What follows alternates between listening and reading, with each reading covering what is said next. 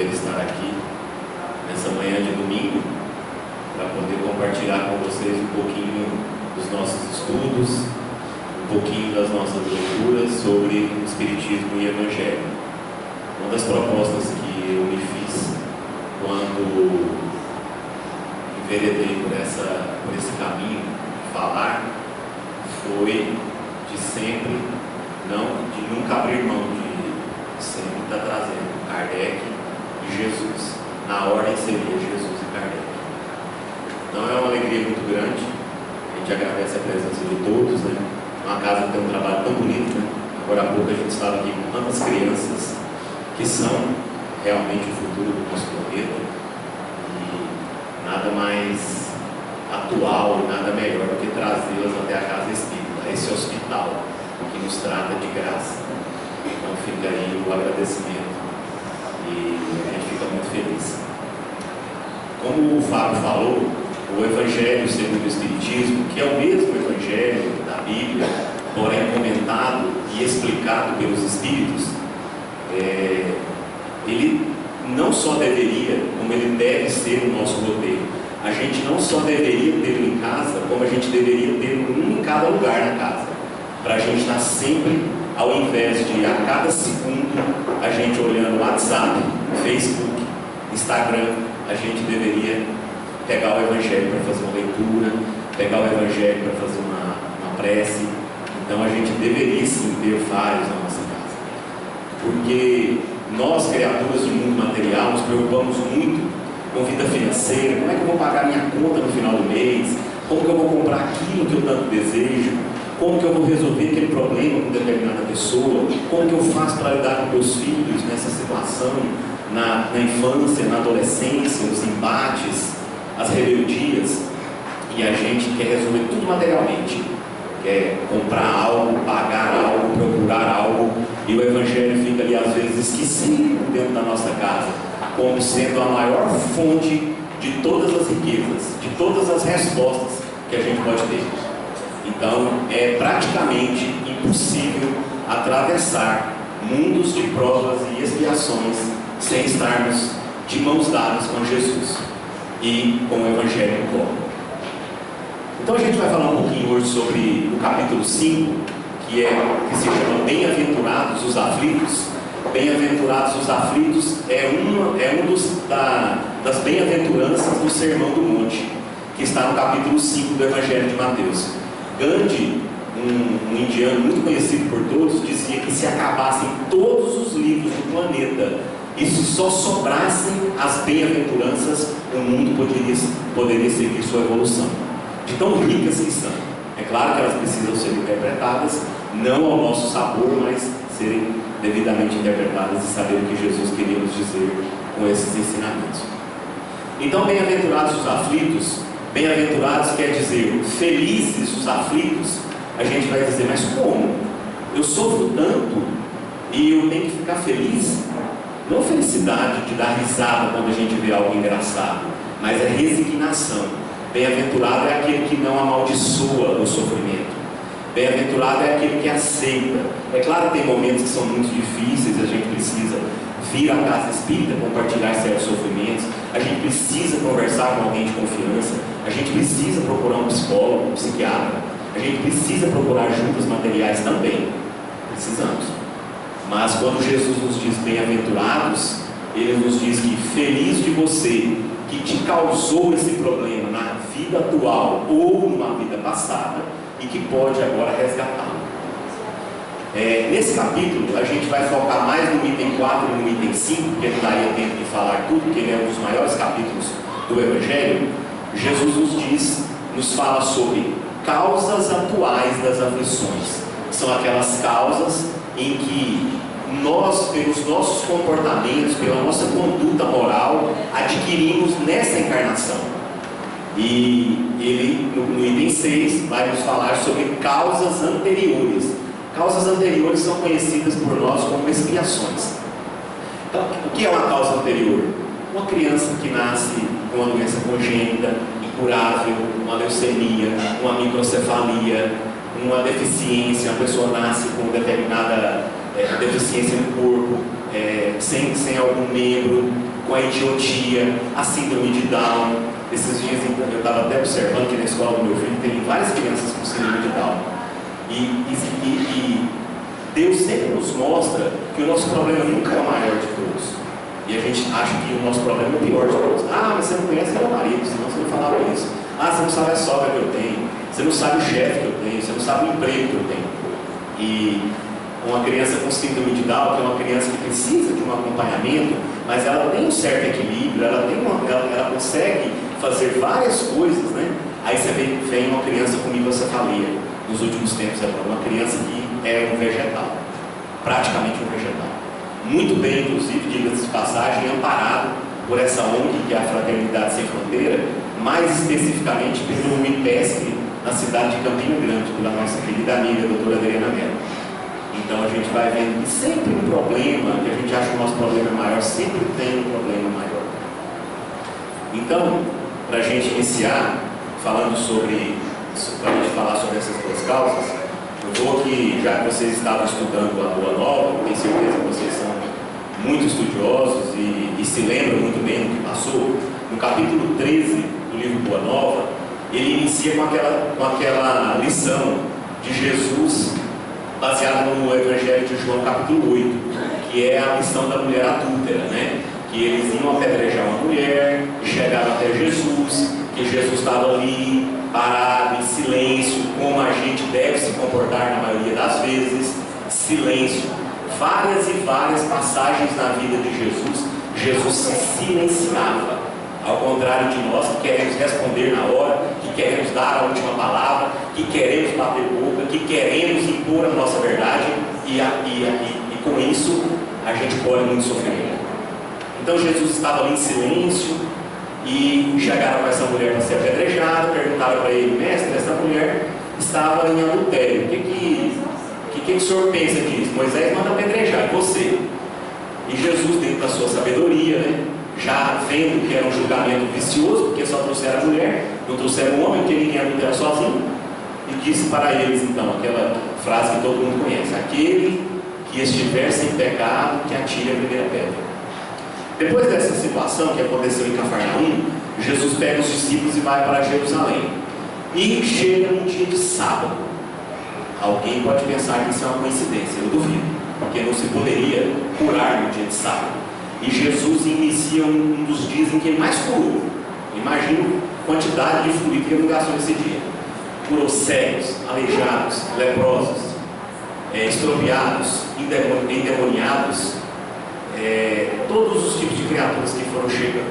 E Tiago, um dos seus discípulos, viu aquilo e se questionou. Ainda naquela infância espiritual, Tiago disse assim: mestre, sendo Deus tão misericordioso, por que pune seus filhos com defeitos e moléstias tão horríveis? E Jesus diz assim para Tiago: acreditais, Tiago, que Deus desça da sua sabedoria e de seu amor para punir seus próprios filhos? O Pai tem o seu plano determinado com respeito à criação inteira, mas dentro desse plano cabe a cada um de nós, a cada criatura, cabe uma parte na edificação, pela qual terá de responder.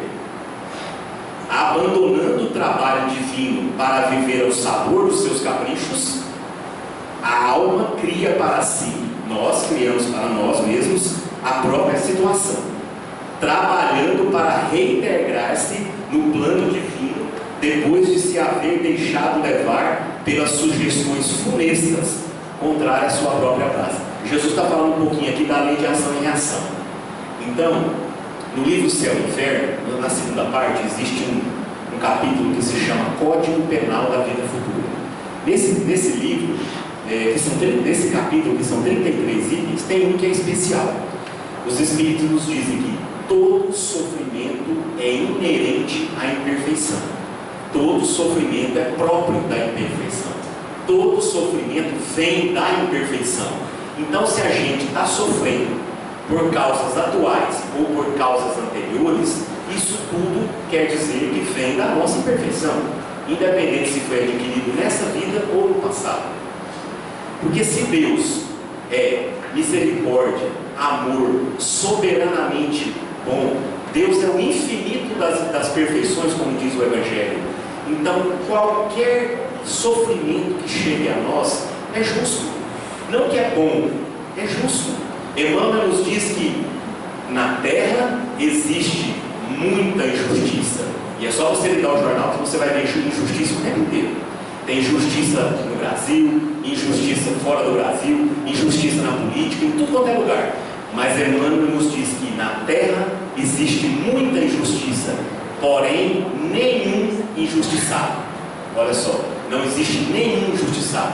Pela lei de ação e reação, pela lei de causa e efeito, a criatura acaba contraindo débitos, contraindo resgates causados por nós mesmos, no passado ou no presente. No livro No Mundo Maior, que é um dos livros da coleção de André Luiz, esse livro, André Luiz participa de algumas visitas com um espírito que se chama Calderado. A gente vai dar 2 exemplos para a gente entrar no Evangelho. Ele chega num hospital e existe um homem encarnado que está sofrendo um processo de obsessão muito grande. E existe ali um espírito desencarnado ligado a ele, emitindo ali vibrações de mal, de ódio, de vingança. E André Luiz fica com pena daquela criatura. E a gente tem pena mesmo de quem está sofrendo. Então André Luiz pergunta, por que dessa obsessão? E Calderado diz para André Luiz, eu vou te contar o que aconteceu entre esses 2 espíritos. Esse espírito desencarnado, na última vida, foi pai adotivo do que está no hospital, que se chamava Pedro. O desencarnado chamava Camilo. Camilo foi pai de Pedro, adotou Pedro, colocou para morar com eles e lhe deu trabalho, família, lhe deu lar. Quando chegou numa determinada idade, Camilo disse assim para Pedro, eu vou abrir um negócio de hoje em diante para que você tenha alguma receita. Vou abrir um negócio com você e você vai passar a ganhar agora seu saldo. E ele disse assim, mas e o tanto que eu já trabalhei para você há tantos anos? Não, mas você não tinha um lar, você não tinha família, você não sabia fazer nada, eu te ensinei. Então é muito justo que a partir de agora, que você já anda só, eu abrir alguma coisa com você rentável para que você tenha seus ganhos. Não aceito, quero meu dinheiro, não pago, quero meu dinheiro, não pago, quero meu dinheiro, não pago. Pedro matou Camilo. Olha só, a ingratidão.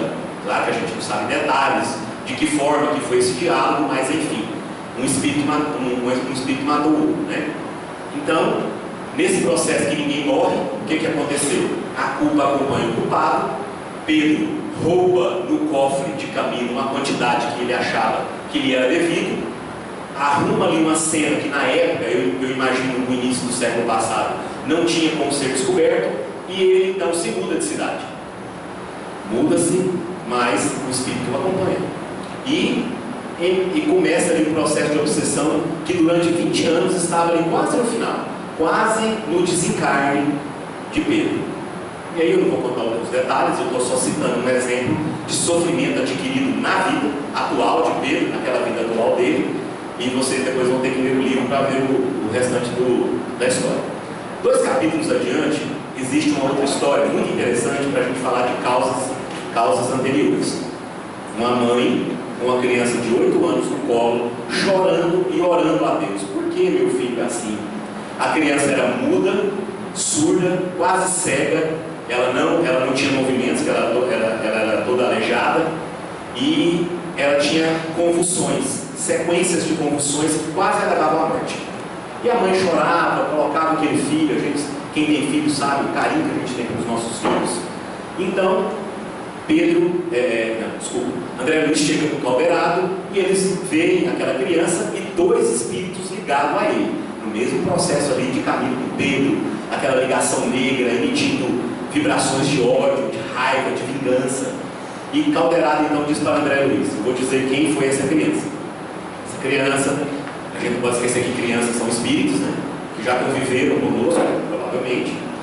Esse espírito foi, há 200 anos atrás, uma pessoa de muita importância, de muito poder, tinha muito dinheiro, e usando do dinheiro, do poder, das influências, ele pintou e bordou, traiu, matou, perseguiu, Tudo que podia fazer de ruim ele fez. Passaram-se esses 200 anos, eu achei até pouco, porque pela ruma de gente que ele prejudicou, só tinham 2 que ainda estavam ligados a ele. Eu achei até pouco. E ele então diz para André Luiz: mas olha só a misericórdia de Deus, olha como Deus é maravilhoso, olha como Deus é perfeito.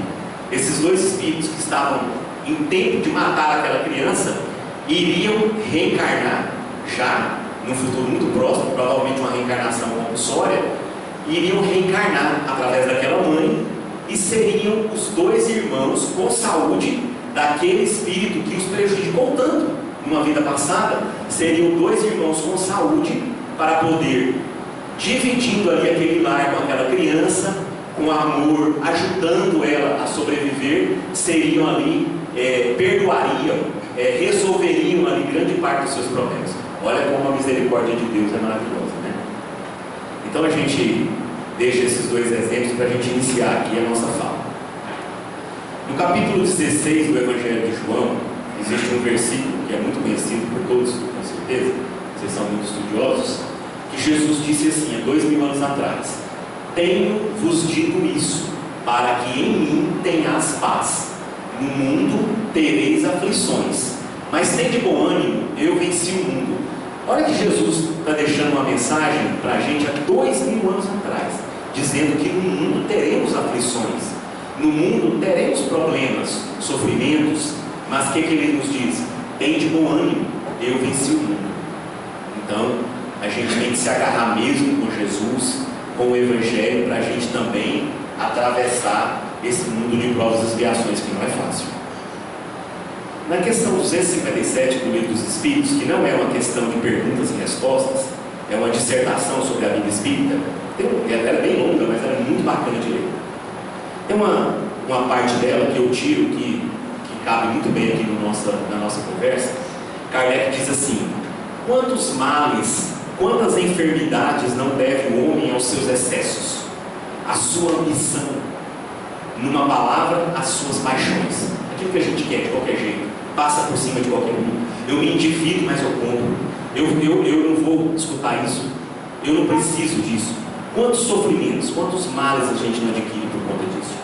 O homem que vivesse sempre com sobriedade, que não abusasse de nada, que fosse sempre simples nos gostos. Olha o que Kardec nos fala: se a gente fosse simples nos gostos e modestos nos desejos, de muito sofrimento a gente se livraria. Ah, René, mas você quer demais, né? Que não abusasse de nada. Tá bom, sei que é difícil, a gente não vai virar anjo dessa encarnação para a próxima encarnação, só vindo na casa espírita, só tomando passe, só deixando de xingar, só parando de beber. Não vai, claro que não vai. Mas a gente pode começar a trabalhar essa reforma íntima, aceitando e descobrindo o que está de errado em nós, quais são os nossos defeitos, quais são, pelo menos, os piores dele. O egoísmo e o orgulho eu sei que está em praticamente todas as criaturas na Terra, menos os missionários, que eu tenho certeza que eu não sou, então eu tenho eles. Então, quando a gente vai reformar uma casa, se a gente fosse reformar esse salão aqui, que tanto nos acolhe com tanto amor, a gente, eu preciso fazer uma pintura. A pintura está linda, né? Estou dando um exemplo. Eu preciso fazer uma pintura, mas depois eu quero trocar o piso. O dinheiro agora só vai dar para fazer a pintura. Nossa vida é mais ou menos assim. A gente tem que procurar o que é que mais nos prejudica, qual é o nosso defeito que mais nos traz sofrimento. Eu brigo com todo mundo, ninguém me aceita, ninguém me escuta, ninguém quer ouvir a verdade. Quem é que diz que nós somos donos da verdade? Então talvez esse defeito seja um dos nossos piores. A gente consegue brigar com todo mundo, a gente tem que se analisar, alguma coisa está errada. Então Kardec nos dá essa dica de que muitos dos nossos sofrimentos é porque a gente não é simples de gosto. No Evangelho,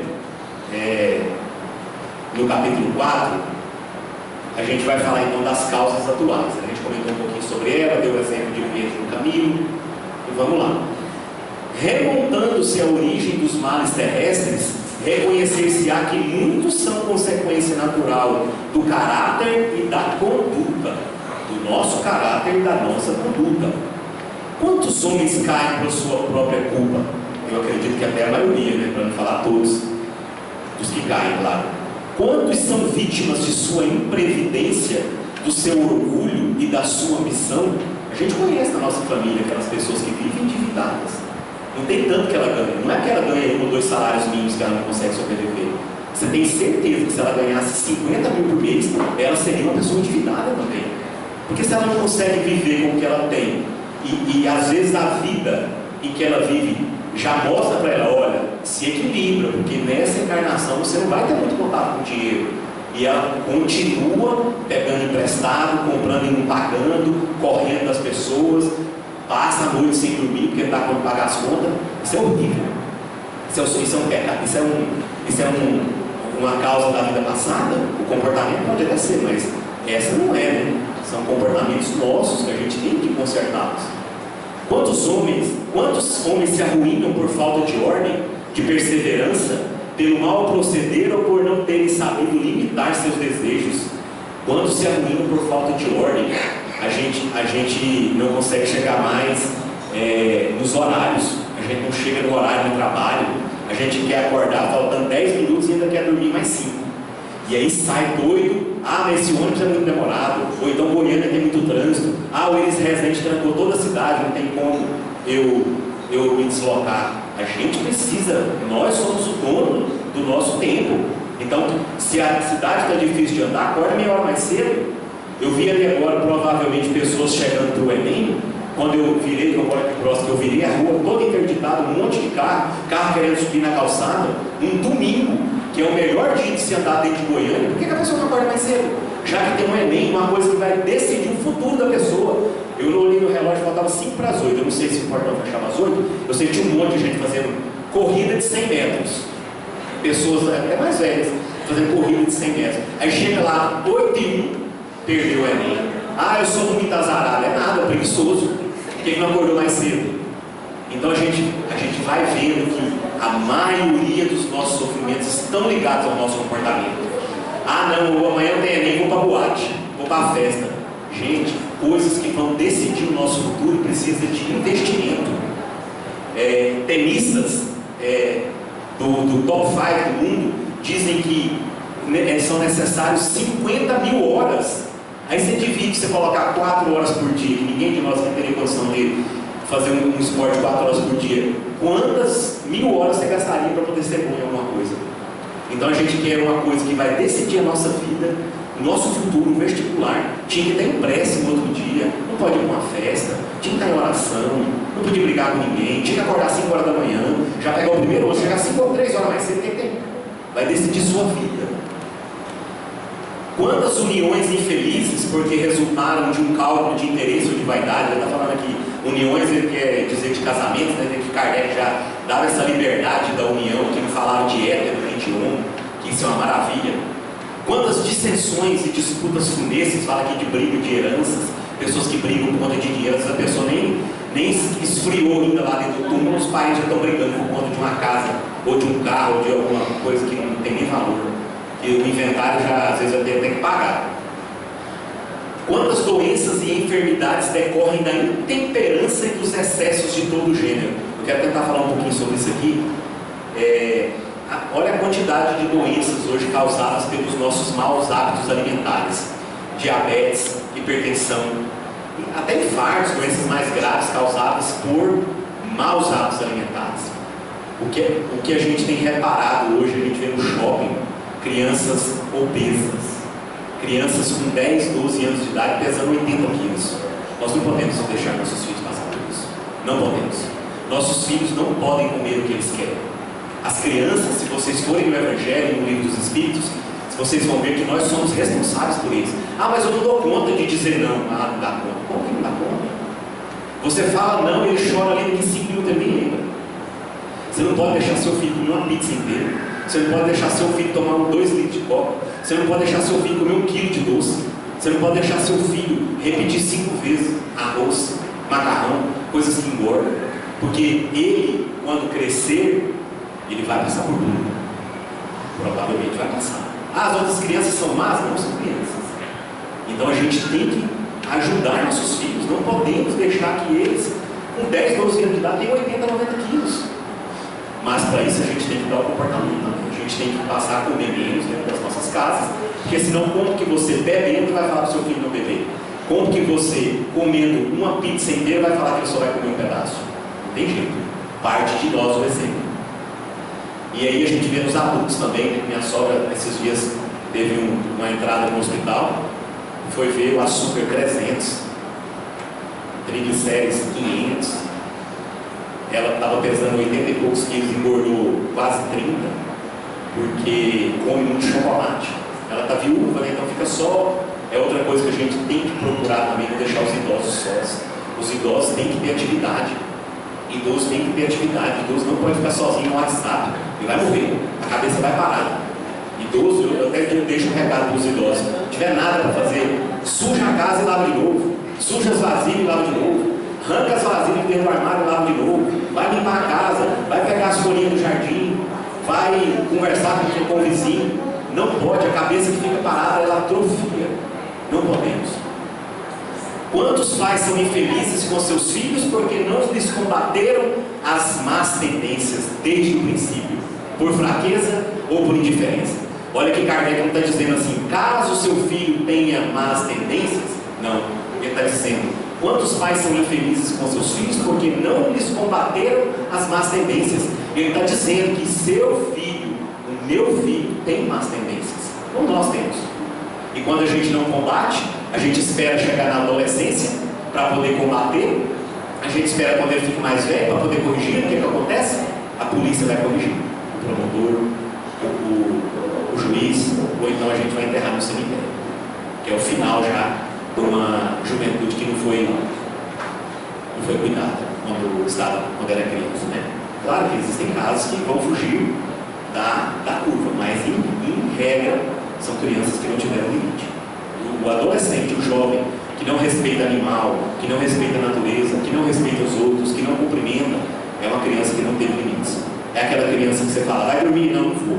Para de assistir televisão? Não para. Vai fazer sua tarefa? Não vou. Não quero ir na escola hoje. Não vou almoçar. Eu vou tomar 2 litros de refrigerante. Essas crianças que não têm limite, com certeza vão ser adultos que não têm limite, porque não muda. O espírito é o mesmo. Então, temos que ser muito firmes com as nossas crianças. Ah, meu filho só dorme comigo, ele não dá conta de dormir sozinho. Você está criando uma criança que vai ter problemas, com certeza. Ah, meu filho quer picolé todos os dias na escola. Não pode. Não é porque você tem o dinheiro para comprar um picolé que você pode dar picolé todo dia. Não é porque você tem dinheiro para comprar um brinquedo toda vez que você vai no shopping, você tem que comprar. É um absurdo isso. Eu vejo aquelas crianças em dias normais no shopping saindo com brinquedo, loja de brinquedo. É um absurdo. Criança não precisa daquilo. Você tem que dar brinquedo, se você tiver condições de dar e quiser dar, no aniversário, e no Natal, talvez no Dia das Crianças, mas no máximo eles não precisam disso. E além de você dar um, você tira um e doa, dá para outra pessoa. Não podemos deixar isso acontecer. Tem uma história de uma mãe que chegou na escola e pediu para que tirasse o picolé da porta da escola. O picoleiro estava lá, pipoqueiro. O pipoqueiro ficava todos os dias na porta da escola, pediu para tirar o pipoqueiro. Mas por quê? Não, porque minha filha pede pipoca todos os dias. Olha que absurdo. Ela, ao invés de dizer para a filha dela, não, você só vai comer pipoca na sexta-feira, ela pediu para tirar o pipoqueiro. Será que ela acha que depois ela vai conseguir viver para sempre e tirar todas as barreiras da frente dessa filha dela? Não vai, né? A gente sabe que não vai. Então a gente tem que educar, né? Meus filhos já sabem que é o picolé na sexta. A menorzinha nem conversava, já falava, papai, hoje é dia do picolé? Já falava, hoje tem picolé? Não, picolé é sexta. Aí não pedem mais, porque a gente educa. Quando você coloca limites, você está dizendo o que para o seu filho? Eu te amo. Eu estou te educando. Agora, quando você deixa ele fazer o que ele quiser, você não gosta dele. Não adianta você falar, não, eu amo meu filho, deixa ele fazer o que ele não gosta. Você não gosta. Você quer ficar no WhatsApp, você quer ficar no Facebook, você não gosta do seu filho. Se você amasse ele de verdade, você colocava limites. Então a gente vai vendo aqui, né, porque não vai dar tempo de falar de tudo, que muitas dessas causas estão ligadas, talvez até a maioria, aos nossos comportamentos. Saúde, comportamento dos filhos, os nossos comportamentos, as nossas relações, a nossa má relação em família, né? Tanto que é complicado viver em família, por isso que Deus criou esses grupos menores, porque senão como que a gente iria viver? Como que a gente iria exercitar, por exemplo, o perdão, se a gente não vivesse em família? Não tem escola melhor de perdão que a família. Se você carrega essa mágoa e não perdoa, você adoece, você deixa de falar, você se afasta da família e você precisa conviver naquela família, independente das criaturas perturbadas que tem ali. Emmanuel nos diz que quando a gente acha alguém perturbado na família, é muito comum também que as pessoas nos achem perturbados. Então a gente tem que colocar o espelho também para a gente se relacionar.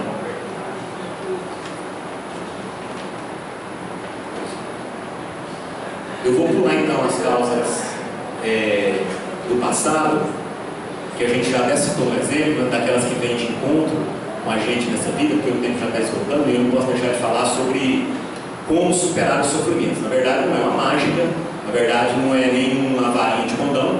A gente só consegue superar sofrimentos, só consegue atravessar mundos de prova e expiação se a gente se agarrar com Jesus, se a gente ficar com Jesus, se a gente deixar o nosso evangelho no nosso colo, carregando debaixo do braço. Porque se a gente perguntar assim, mas eu tive um problema com a minha cunhada, como que eu resolvo um problema com a minha família? Como que eu lido com aquela criatura? No capítulo 10 do Evangelho segundo o Espiritismo, bem-aventurados misericordiosos, fala do perdão. No capítulo 11, amai ao próximo como a ti mesmo. No capítulo 12, se você não entendeu nadinha disso, amai os vossos inimigos. Que aí você não precisa perguntar mais nada. Mas amar os vossos inimigos também não é ter para eles o mesmo carinho que a gente tem para as pessoas que a gente gosta. É respeitá-los, não fazer a mesma coisa que eles fizeram com a gente, inclusive ajudá-los, se a gente puder. É isso que é amar os inimigos. Então a gente deixa uma dica de que superar sofrimentos é nos agarrarmos com Jesus, é fazer o culto do Evangelho do Lar nas nossas casas, estabelecer horário e dia, pelo menos um dia por semana. É tão pouco, é tão pouco. É ficar menos no WhatsApp e mais no Evangelho. É a gente ter o hábito da prece, levantar, independente dos problemas que enfrentaremos, a gente agradecer a Deus por aquela noite e pedir misericórdia por aquele dia, pedir inspiração por aquele dia. Isso é começar a superar os sofrimentos, porque muitos deles, às vezes, não vão diminuir, não vão sair da nossa vida, mas Jesus nos ensina a conviver com Ele. Não tem lá a passagem do jugo, que Jesus nos ajudaria a carregar o nosso jugo? Ele não fala que aliviaria, ele fala que alijaria, que é conviver, aceitar, dividir conosco esse sofrimento. É também passar a termos bons hábitos na nossa casa, tirar a bebida da nossa casa, tirar a maledicência, tirar essa falação de mal, de político, de pessoas, né? De esquerda, de direita. Não existe isso. Ninguém é de esquerda, ninguém é de direita, ninguém é rico, ninguém é pobre. Nós estamos ricos, estamos pobres, estamos com determinados comportamentos, mas nós não somos isso. Nós somos espíritos imortais. Então precisamos entender disso para poder a gente superar esses sofrimentos. Então eu vou deixar aqui para encerrar uma mensagem de João Cabete, que é até uma música cantada nos Centros Espíritos, para a gente encerrar, agradecendo. É uma pena que a gente não tem mais tempo, é um tema muito longo, daria um seminário, mas eu espero que tenha contribuído um pouquinho, e deixando sempre essa mensagem: busque no Evangelho primeiro. Antes de buscar em qualquer lugar, busque no Evangelho. Aí sim você pode ter resultado. Vem Jesus, divino amigo, vem trazer a tua paz. Só tu és o nosso abrigo, que venturas mil nos traz. Vem ao meio do Nazareno este mundo consolar. Vem com teu olhar sereno toda a terra iluminar. Afasta do mundo a guerra, o chacal devorador que destrói tudo na terra, espalhando o luto e a dor. Há gemidos de aflição, já não há mais primaveras. Criancinhas pedem pão e homens lutam como feras. Vem, Senhor, vem reflorir os caminhos.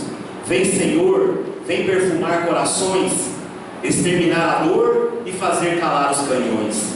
Vem, Senhor, com teu amor profundo, iluminar consciências e fazer feliz o nosso mundo.